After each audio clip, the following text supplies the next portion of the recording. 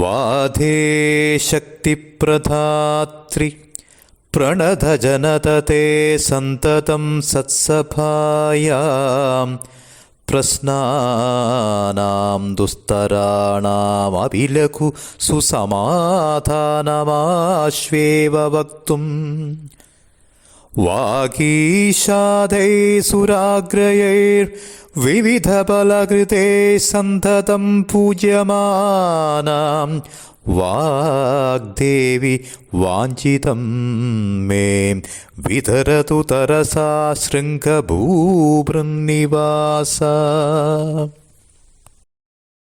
ലളിതാ സഹസ്രനാമം രചിച്ചത് വശിനി മുതലായ വാഗ്ദേവതകളാണ്. ലളിതാ പരമേശ്വരിയുടെ തന്നെ വാഗ്വിഭൂതികളാണ് ഈ ദേവതകൾ. ശ്രീചക്രത്തിൽ സർവരോഗഹര ചക്രത്തിലെ മഹാതേജസ്വിനികളായ രഹസ്യയോഗിനികളാണ് ഈ ദേവതകൾ. ഇവർ 8 പേരാണ്: വശിനി, കാമേശ്വരി, മോദിനി, വിമല, അരുണ, ജയിനി, സർവേശ്വരി, കൗളിനി. അശോകപ്പൂ പോലെ ചുവന്ന നിറം കൊണ്ട് ശോഭിക്കുന്ന വാഗ്ദേവതകൾ വില്ല്, അമ്പ്, പുസ്തകം, വീണ മുതലായവ ധരിച്ച ജ്ഞാനമൂർത്തികളാണ്. അങ്ങനെയുള്ള വാഗ്ദേവികളോട് ഒരിക്കൽ ദേവി പറഞ്ഞു, എൻ്റെ ചക്രത്തിൻ്റെയും മന്ത്രരൂപത്തിൻ്റെയും രഹസ്യമറിയാവുന്ന നിങ്ങൾ എൻ്റെ 1000 നാമങ്ങളടങ്ങിയ ഒരു സ്തോത്രം രചിക്കണം. അങ്ങനെ വാഗ്ദേവതകൾ ലളിതാ സഹസ്രനാമ സ്തോത്രം രചിച്ചു. ലളിതാ സഹസ്രനാമ സ്തോത്രത്തിലെ ഓരോ നാമത്തിനും ഓരോ ബീജമന്ത്രവും ഓരോ മന്ത്രത്തിനും അതിൻ്റെ യന്ത്രവും ഉപദേവതകളുമുണ്ട്. ഇതിലെ ഓരോ മന്ത്രവും ഓരോ തിരിനാളം പോലെ വിളങ്ങുന്നു. നാളങ്ങൾക്കിടയിൽ മറ്റൊരു നാളമല്ലാതെ മറ്റൊന്നുമില്ല. അങ്ങനെയുള്ള സഹസ്രനാളങ്ങൾ. നാമങ്ങളെ കൂട്ടിച്ചേർക്കുന്ന ച, ഹി, ഏവ മുതലായ ശബ്ദങ്ങളൊന്നുമില്ല. മാത്രമല്ല, ഒരു നാമം വീണ്ടും ആവർത്തിച്ച് കാണുന്നതേയില്ല. അതുകൊണ്ടെല്ലാമാണ് മറ്റെല്ലാ സഹസ്രനാമങ്ങളെക്കാൾ ലളിതാ സഹസ്രനാമം ഏറ്റവും മഹത്വമേറിയതാണെന്ന് പറയപ്പെടുന്നത്. ചരമേ ജന്മനിയഥ ശ്രീവിദ്യോപാസകോ ഭവേൽ നാമസഹസ്രപാഠഞ്ച തഥാ ചരമജന്മനി. പല ജന്മങ്ങൾക്ക് ശേഷമുള്ള അവസാന ജന്മത്തിലെ ഒരാൾ ശ്രീവിദ്യ ഉപാസകനാവുകയുള്ളൂ, അല്ലെങ്കിൽ ദേവി ഉപാസകനാവുകയുള്ളൂ.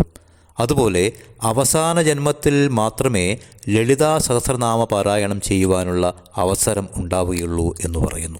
കഴിഞ്ഞുപോയ കോടി ജന്മങ്ങളിൽ മറ്റു ദേവതകളുടെ നാമങ്ങൾ ജപിച്ചവർക്കു മാത്രമേ ഈ ജന്മത്തിൽ ലളിതാദേവിയുടെ നാമസങ്കീർത്തനത്തിൽ ശ്രദ്ധയുണ്ടാവുകയുള്ളൂ എന്നും ഫലശ്രുതിയിൽ പറയുന്നു. വെറും വാക്കുകളേക്കാൾ എത്രയോ ഉത്തമമാണ് വിഷ്ണുനാമങ്ങൾ ഉച്ചരിക്കുന്നത്. വിഷ്ണു സഹസ്രനാമങ്ങൾ ഉച്ചരിക്കുന്നതിനേക്കാൾ ഉത്തമമാണ് ശിവൻ്റെ ഒരു നാമം ജപിക്കുന്നത്. ശിവൻ്റെ 1000 നാമങ്ങൾ ജപിക്കുന്നതിനേക്കാൾ ഉത്തമമാണത്രേ ദേവിയുടെ ഒരു നാമം ജപിക്കുന്നത്. ഒരിക്കൽ ലളിതാ പരമേശ്വരി തൻ്റെ ചിന്താമണി ഗൃഹത്തിൽ പഞ്ചപ്രേതാസനത്തിലിരുന്നു കൊണ്ട് എല്ലാവർക്കും സേവിക്കാൻ അവസരം നൽകി. അവിടെ ദേവീ സേവാതൽപരരായി കോടിക്കണക്കിന് ബ്രഹ്മാക്കൾ ബ്രഹ്മാണിമാരോടൊപ്പം വന്നു. അനവധി നാരായണിമാരോടൊപ്പം കോടിക്കണക്കിന് നാരായണന്മാരും എണ്ണമറ്റ ഗൗരിമാരോടൊപ്പം കോടിക്കണക്കിന് രുദ്രന്മാരും എത്തി. മന്ത്രിണി, ദണ്ഡിനി മുതലായ ശക്തികളും അസംഖ്യം ദേവന്മാരും സിദ്ധന്മാരും യോഗികളും മനുഷ്യരും ദേവീ ദർശനത്തിനായി കൂട്ടം കൂട്ടമായി അവിടെ എത്തിച്ചേർന്നു. എല്ലാവരും ലളിതാംബികയെ ദർശിച്ച് നമസ്കരിച്ച് അനുഗ്രഹീതരായി അവരവരുടെ സ്ഥാനങ്ങളിലിരുന്നു. അപ്പോൾ ദേവിയുടെ കൺമുനക്കോണിനാൽ ആജ്ഞ കിട്ടിയ വാഗ്ദേവികൾ കൂപ്പുകയോടെ എഴുന്നേറ്റ് നിന്ന് തങ്ങൾ നിർമ്മിച്ച സഹസ്രനാമസ്തോത്രത്താൽ ദേവിയെ സ്തുതിച്ചു. സഹസ്രനാമസ്തോത്രം കേട്ട് ലളിതാ പരമേശ്വരി സന്തുഷ്ടയായി. സദസ്സിലുള്ള എല്ലാവരും നാദബ്രഹ്മസ്വരൂപം മാലാമന്ത്രമായി ഒഴുകിയപ്പോൾ വിസ്മയിച്ചുപോയി. ദേവിയുടെ ആജ്ഞപ്രകാരം അന്നു മുതൽ ബ്രഹ്മ, വിഷ്ണു, മഹേശ്വരന്മാരും മന്ത്രിണി മുതലായ ശക്തിദേവതകളും ഈ സഹസ്രനാമം എല്ലായ്പ്പോഴും ദേവീപ്രീതിക്കായി ഭക്തിപുരസരം കീർത്തിക്കുന്നു. ഹയഗ്രീവ ദേവർഷി അഗസ്ത്യമുനിയോട് അവസാനമായി ഒന്നുകൂടി പറഞ്ഞു, അല്ലയോ കുംഭസംഭവ, അങ്ങേക്ക് ഞാൻ ഈ സ്തോത്രം ഉപദേശിച്ചത് എൻ്റെ തീരുമാനം കൊണ്ടല്ല, ലളിതാദേവിയുടെ പ്രേരണ കൊണ്ട് മാത്രമാണ്.